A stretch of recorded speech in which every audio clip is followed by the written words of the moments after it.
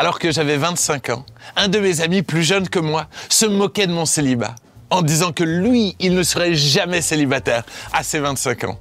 Pourtant, le jour de ses 25 ans, il était lui aussi encore célibataire. Trop de gens, dans nos églises ou dans la société, pensent que le fait d'être célibataire est un échec. Et pourtant, j'ai eu la chance d'être célibataire pendant 35 ans et de vivre pleinement et joyeusement chacune de ces années.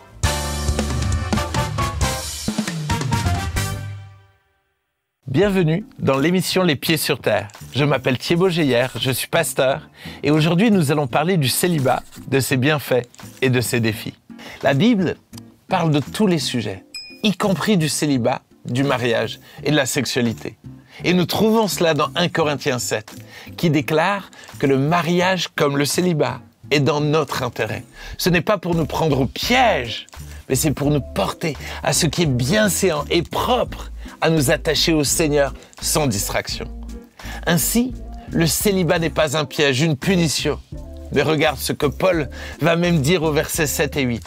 « Je voudrais que tous les hommes fussent comme moi, célibataires, mais chacun tient de Dieu un don particulier, l'un d'une manière, l'autre d'une autre.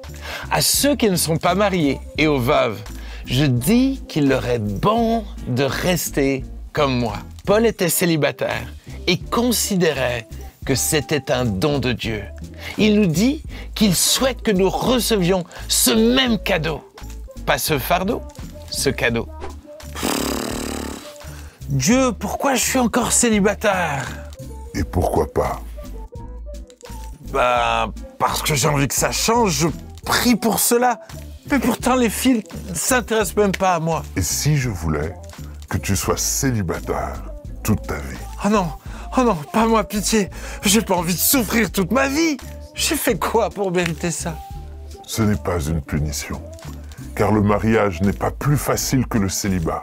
C'est juste deux manières différentes de vivre, avec leurs moments de joie et de galère.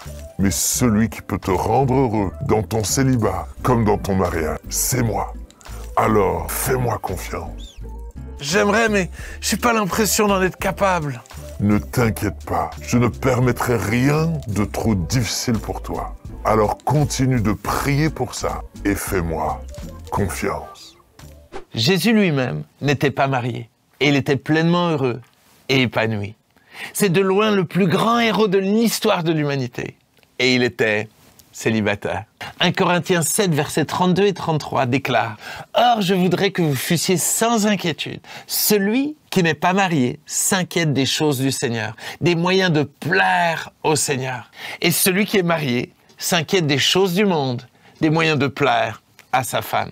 Ainsi, le célibat est une saison qu'il faut vivre à fond, car elle te permet de te consacrer pleinement à Dieu et de le servir à 200%. Même si le mariage c'est chouette, tu y perds certaines libertés. La gestion de ton temps est chamboulée. Et forcément, tu ne pourras plus servir Dieu comme avant. De plus, il est possible que tu entendes régulièrement des personnes mariées regretter l'époque où elles étaient célibataires. Mon ami Timothée Patton a regardé son célibat comme une opportunité pour vivre de grandes choses pour Dieu. Imagine, il est parti seul au Cambodge alors qu'il était tout jeune. Et là-bas, il a aidé des centaines et des milliers de gens dans un pays où il ne connaissait pas la langue. Mais il est parti pour servir les autres.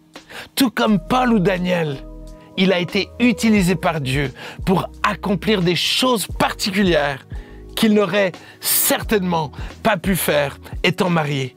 Il ne s'est jamais considéré comme incomplet, mais il s'est donné entièrement pour Dieu et pour son œuvre. C'est vrai qu'en tant que célibataire, on a des galères. Mais les gens mariés en ont aussi. Et imagine ceux qui ont des enfants. Les défis ne sont juste pas les mêmes. Alors que moi, j'étais célibataire. J'ai dû faire face à la solitude et au manque d'affection. Mais Dieu m'a secouru et il m'a donné de bons amis. Car oui, il n'est pas bon que l'homme soit seul. J'ai également fait face à toutes sortes de tentations, comme la pornographie, la masturbation, lorsque mes hormones étaient en ébullition. Mais grâce à l'aide de Dieu, j'ai pu oser en parler à mes frères dans la foi, avec qui on a pu prier ensemble. Et j'ai vu Jésus non seulement me pardonner, mais me délivrer. J'ai enfin dû faire face à toutes sortes de remarques des gens, toutes sortes de pensées négatives. T'es trop moche, tu ne trouveras jamais de femme, ça ne changera jamais. Mais par la grâce de Dieu, j'ai su me positionner en choisissant de faire confiance à Jésus et en choisissant de prier régulièrement pour mon avenir sentimental. Souvent, je me suis dit que mon célibat était une opportunité pour moi de changer, de progresser et de me préparer à devenir un bon futur mari et futur père. Ainsi, j'ai pris ce temps comme une opportunité d'apprendre et de me laisser façonner par Dieu pour le jour où je rencontrerai ma princesse et ma future épouse. Ne sois pas obsédé par le mariage. Il y a un temps pour tout. Et la saison dans laquelle tu es est une bonne chose. Prie si tu désires te marier. Entoure-toi de bons amis et de frères et sœurs dans la foi. Sers le Seigneur à fond. Et au bon moment, tu rencontreras la bonne personne. Ne t'empresse pas de vouloir te marier. Pour ma part, je te promets que cela valait le coup d'attendre, car Dieu fait toutes choses belles en son temps.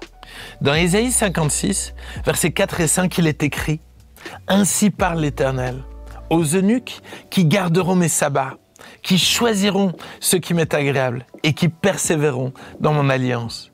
Je leur donnerai dans ma maison et dans mes murs une place et un nom préférable à des fils et à des filles. Je leur donnerai un nom éternel qui ne périra pas. » Ainsi, Dieu aime tout particulièrement les célibataires et ils ont une place spéciale dans son cœur, car Dieu leur a non seulement préparé une maison éternelle, mais également un nom préférable à des fils et à des filles. Certains, un jour se marieront et d'autres non. Mais l'essentiel, c'est d'avoir fait une alliance avec Dieu et de nous réjouir de tout ce que nous avons, de ce que nous sommes et de ce que Dieu a fait pour nous.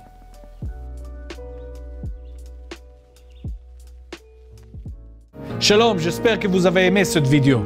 Abonnez-vous pour ne pas rater nos programmes. Merci de faire partie de notre famille TBN. Que Dieu vous bénisse. Shalom de Jérusalem.